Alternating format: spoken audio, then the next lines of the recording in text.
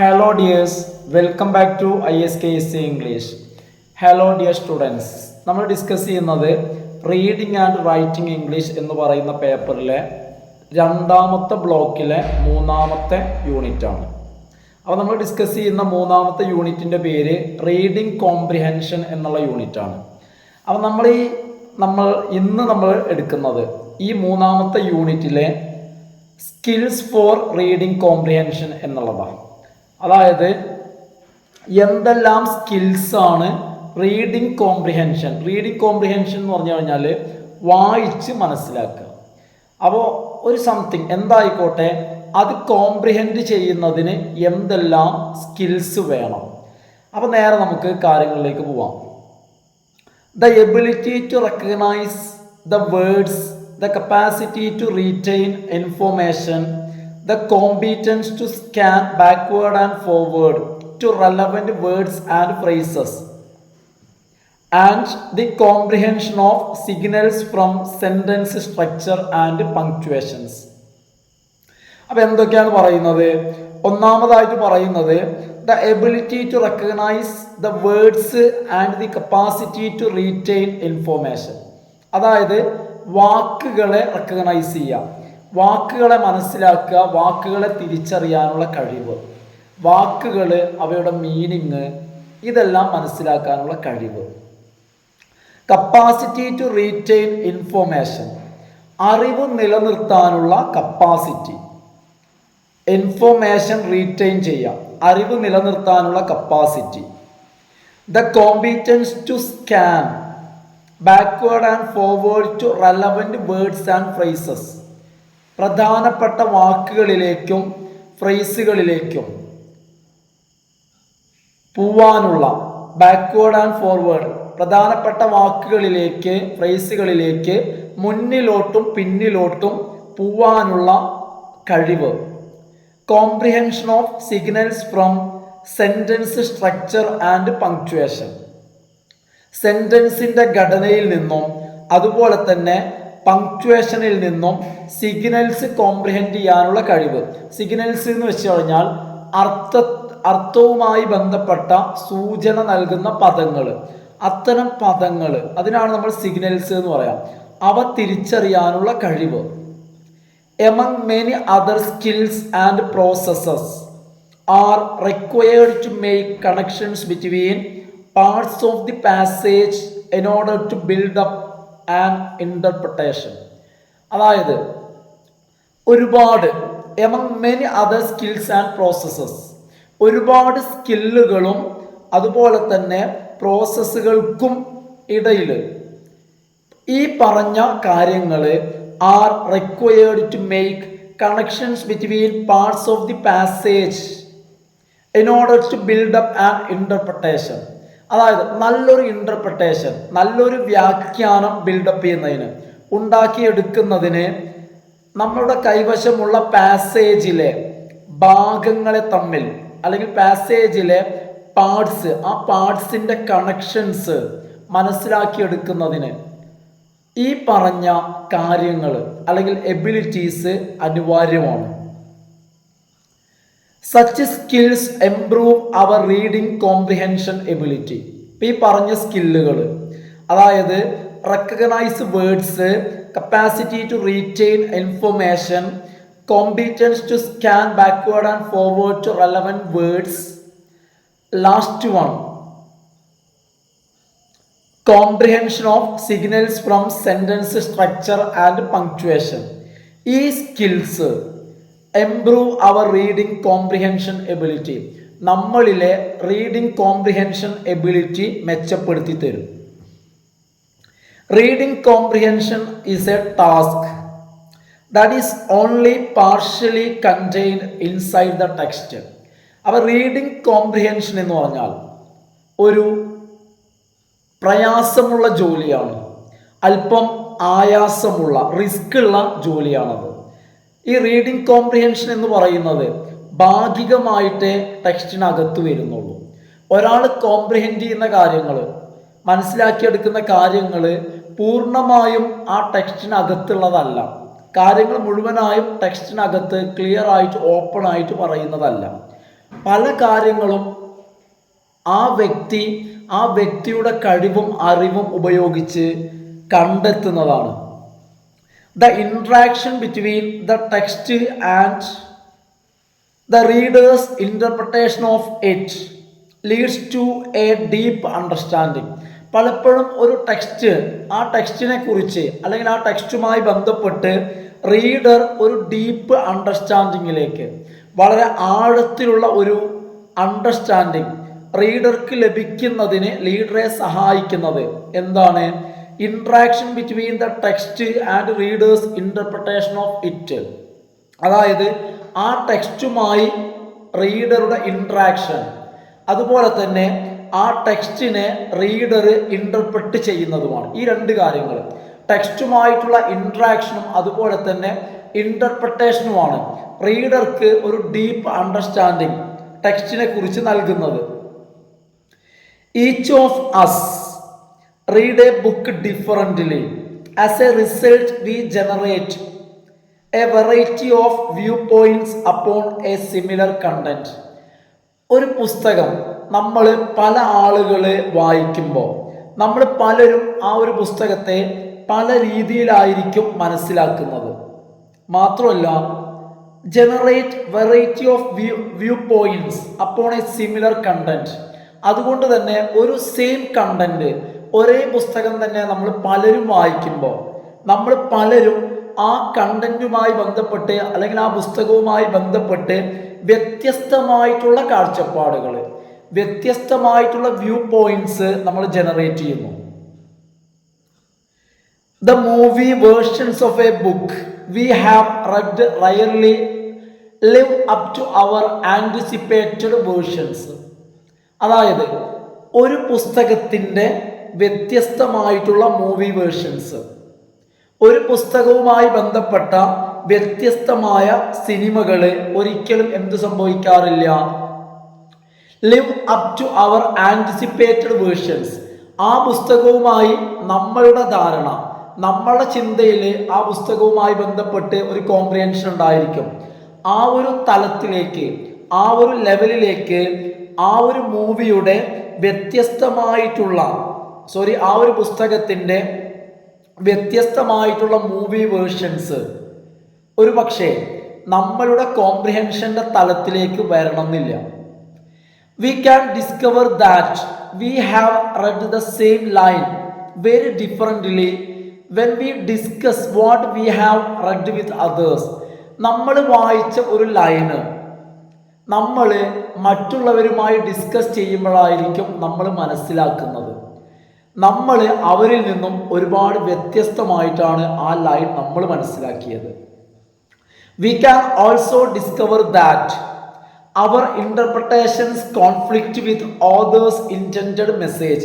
അതുപോലെ തന്നെ നമുക്ക് മനസ്സിലാക്കാൻ കഴിയും, നമ്മൾ മനസ്സിലാക്കിയ കാര്യം, ആ പുസ്തകത്തെക്കുറിച്ച് നമ്മൾ മനസ്സിലാക്കിയ കാര്യം ആ പുസ്തകത്തിൻ്റെ ഓഥർ ഉദ്ദേശിച്ച മെസ്സേജ് എന്താണോ അതിൽ നിന്നും വളരെ വ്യത്യസ്തമാണെന്നും നമുക്ക് മനസ്സിലാക്കാൻ കഴിയും. ചിലപ്പോൾ നമ്മൾ ഉദ്ദേശിച്ച കാര്യവും ഓഥറുടെ ഇൻറ്റൻഡഡ് മെസ്സേജും കോൺഫ്ലിക്റ്റ് ആയിരിക്കും, വിരുദ്ധമായിരിക്കും, ഓപ്പോസിറ്റ് ആയിരിക്കും.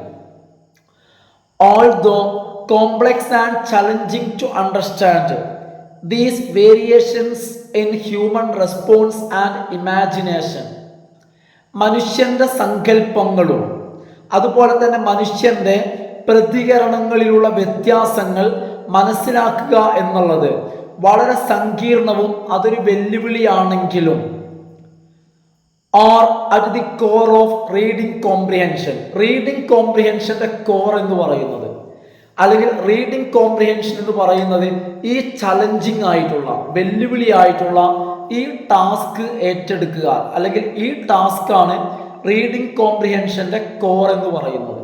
അതായത് വളരെ സങ്കീർണവും വളരെ ചലഞ്ചിങ്ങുമായിട്ടുള്ള ഹ്യൂമൻ റെസ്പോൺസ്, അതുപോലെ തന്നെ ഇമാജിനേഷൻ, വ്യത്യസ്തമായിട്ടുള്ള ഹ്യൂമൻ റെസ്പോൺസും ഇമാജിനേഷനും അത് മനസ്സിലാക്കിയെടുക്കുക എന്നുള്ള ചലഞ്ചിങ് ആയിട്ടുള്ള ടാസ്ക്കാണ് കോംപ്രിഹെൻഷൻ എന്ന് പറഞ്ഞാൽ. ഇനി ദ പ്രോസസ് ഓഫ് ഇൻ്റർപ്രിട്ടേഷൻ. എന്താണ് ഇന്റർപ്രിട്ടേഷൻ എന്ന് പറഞ്ഞാൽ? വ്യാഖ്യാനിക്കുക എന്ന് പറഞ്ഞാൽ എന്താണ്? 3 levels are used to characterize the process involved in text interpretation.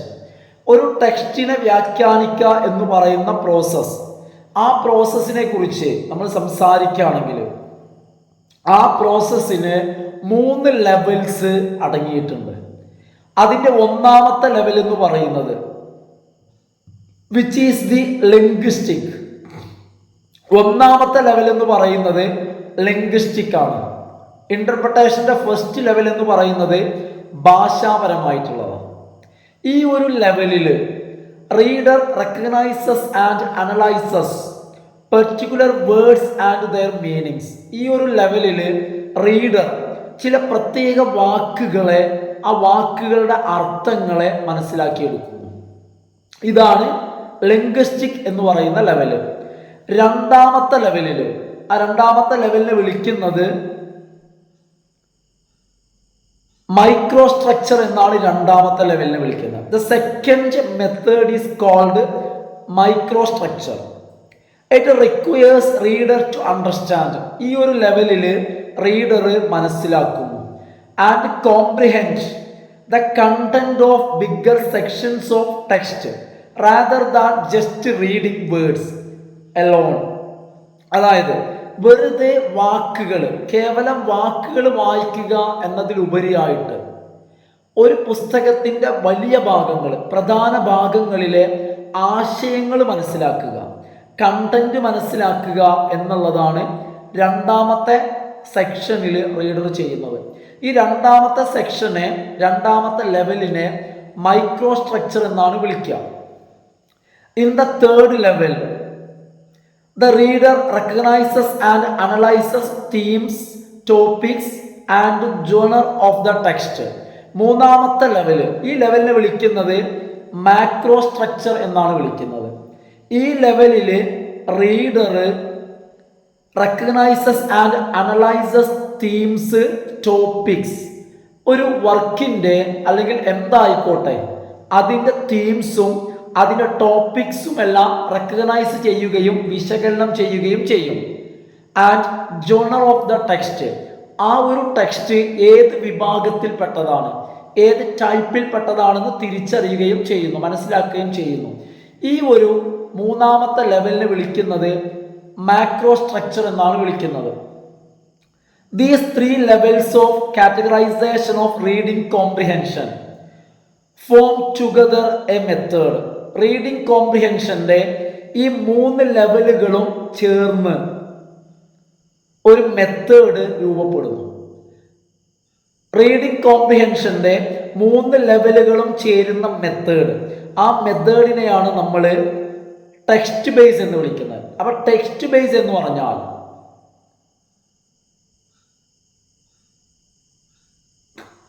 these 3 levels of categorization of reading comprehension form together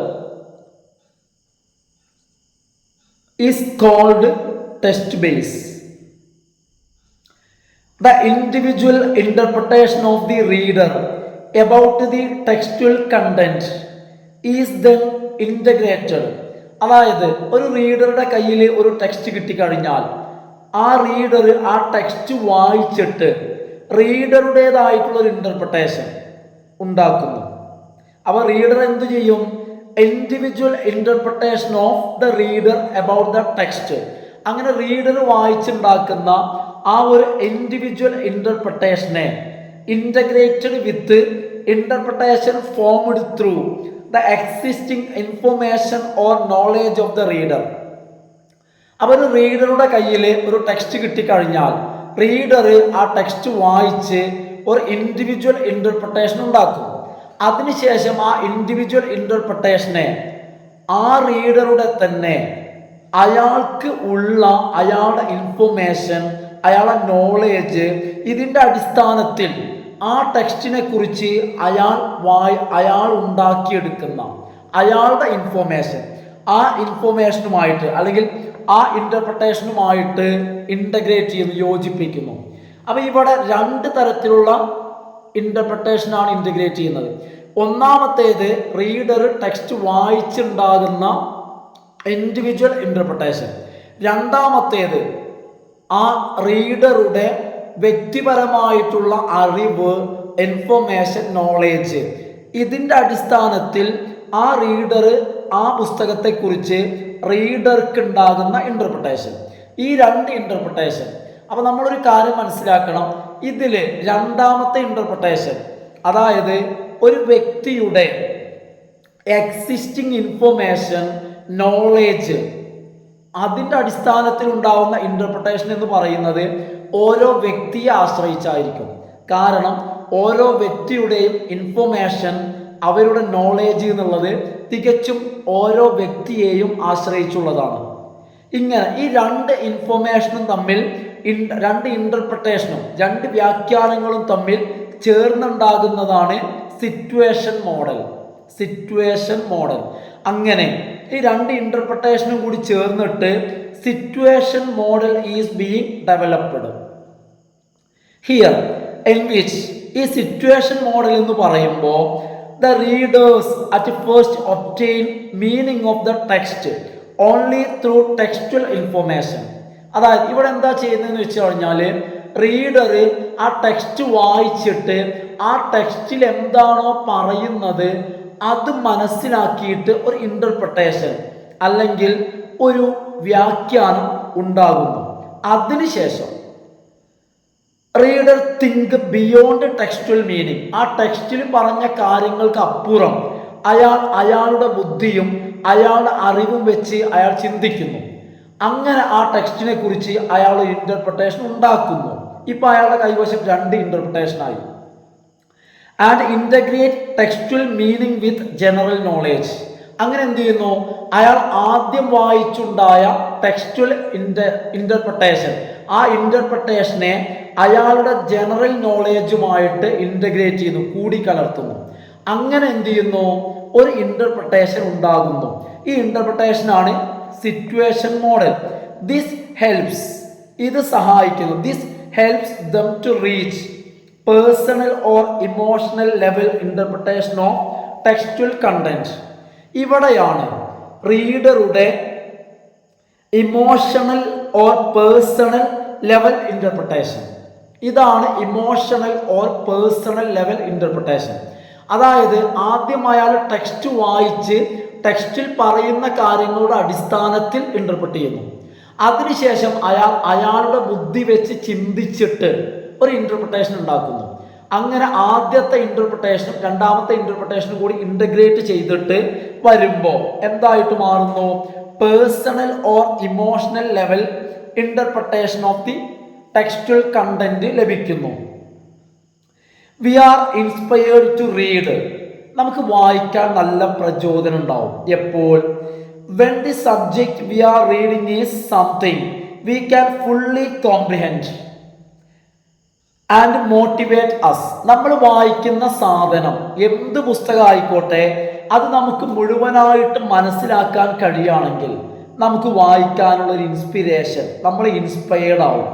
എന്നാൽ അതേസമയം reading will be less enjoyable. വായന എന്ന് പറയുന്നത് വളരെ ആസ്വാദനം കുറഞ്ഞതാവും. എപ്പോഴാണ് വായനയുടെ ആസ്വാദനം കുറയുക? If comprehension is poor. അതായത് നമ്മളുടെ കോംപ്രിഹെൻഷൻ പുവർ ആവുമ്പോൾ, അതായത് നമുക്ക് വളരെ കുറച്ച് മാത്രം മനസ്സിലാവുമ്പോൾ, വായിച്ച് നമുക്കൊന്നും മനസ്സിലാവുന്നില്ല എന്ന് വെക്കാം. അങ്ങനെ ആവുമ്പോൾ നമ്മളുടെ ആസ്വാദനവും കുറയും. Which can result in spending only less time for reading. ഇതിൻ്റെ ഫലമായിട്ട് നമ്മൾ വായിക്കാൻ വേണ്ടി ചെലവഴിക്കുന്ന സമയം കുറഞ്ഞു വരും. കാരണം നമുക്ക് വായിക്കുന്നത് മനസ്സിലാവുന്നില്ല. അതുകൊണ്ട് തന്നെ നമ്മൾ വായിക്കാൻ വേണ്ടി ചെലവഴിക്കുന്ന സമയവും നമ്മൾ കുറയ്ക്കും. അങ്ങനെ സംഭവിക്കുമ്പോൾ which will subsequently deteriorate reading abilities. ഇതിൻ്റെ ഫലമായിട്ട് നമ്മളിലെ റീഡിങ് എബിലിറ്റീസ് കുറഞ്ഞു വരും. Hence the practice of reading is important to make it an enjoyable experience. അതുകൊണ്ട് തന്നെ വായന നമുക്ക് ഒരു എൻജോയബിൾ എക്സ്പീരിയൻസ് ആയിട്ട് മാറണമെങ്കിൽ നമ്മളുടെ പ്രാക്ടീസ് റീഡിംഗ് പ്രാക്ടീസ് നമ്മൾ കൂട്ടണം. നമ്മളിങ്ങനെ പ്രാക്ടീസ് ചെയ്തുകൊണ്ടിരിക്കണം. നമ്മൾ എത്ര കണ്ട് കൂടുതൽ പ്രാക്ടീസ് ചെയ്യുന്നുവോ അത്ര കണ്ട് നമ്മളുടെ കോംപ്രിഹെൻഷൻ കൂടും. നമ്മളെ കോംപ്രിഹെൻഷൻ കൂടുന്നതിനനുസരിച്ച് നമ്മളുടെ റീഡിംഗ് നമുക്ക് കൂടുതൽ എൻജോയബിൾ ആവും. Understanding how reading can change a person's perspective and influence one's capacity for learning is very important. വായന ഒരു വ്യക്തിയുടെ കാഴ്ചപ്പാടിനെ എന്തുമാത്രം മാറ്റുന്നു എന്നുള്ളതും അതുപോലെ തന്നെ ഒരു വ്യക്തിയുടെ ലേണിംഗ് കപ്പാസിറ്റിയെ റീഡിംഗ് എന്തുമാത്രം സ്വാധീനിക്കുന്നു എന്നുള്ളതും വളരെ പ്രധാനപ്പെട്ട കാര്യങ്ങളാണ്. നമ്മളത് അറിഞ്ഞിരിക്കേണ്ട കാര്യങ്ങളാണ്. എത്ര കണ്ട് കൂടുതൽ നമ്മൾ വായിക്കുന്നുവോ നമ്മളിൽ വളരെ മാറ്റങ്ങൾ ഉണ്ടാവും. നമ്മളിലെ വായനാ സ്വഭാവം റീഡിംഗ് ഹാബിറ്റ് കൂടുന്നതിനനുസരിച്ച് ലേണിംഗ് കപ്പാസിറ്റി വർദ്ധിക്കും. While reading we come across new phrases, ideas and view points.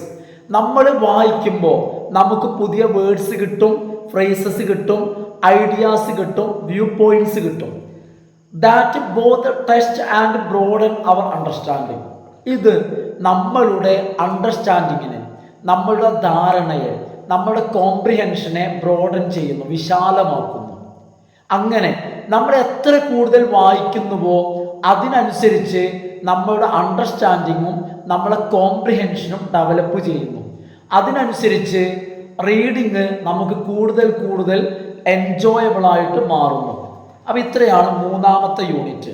ഇനി നമുക്ക് എടുക്കാനുള്ളത് നെക്സ്റ്റ് ക്ലാസ്സിൽ 4ാമത്തെ യൂണിറ്റ് ആണ്, 2ാമത്തെ ബ്ലോക്കിൽ. അപ്പോൾ ഓക്കെ ഫ്രണ്ട്സ്, ഇന്നത്തെ ക്ലാസ് ഞാനിവിടെ വൈൻഡപ്പ് ചെയ്യാണ്. ഞാൻ സാധാരണ പറയുന്ന പോലെ നിങ്ങൾക്ക് ഡൗട്ട്സ് ഉണ്ടെങ്കിൽ നിങ്ങൾ കമൻറ്റ് ചെയ്യാം. ഇനി ഡൗട്ട്സ് ഇല്ലെങ്കിലും നിങ്ങളൊന്ന് ജസ്റ്റ് ലൈക്ക് ചെയ്യാം. ആദ്യമായിട്ട് കാണുന്ന ആളുകൾ സബ്സ്ക്രൈബ് ചെയ്തൊന്ന് സപ്പോർട്ട് ചെയ്യാം. Thanks for watching.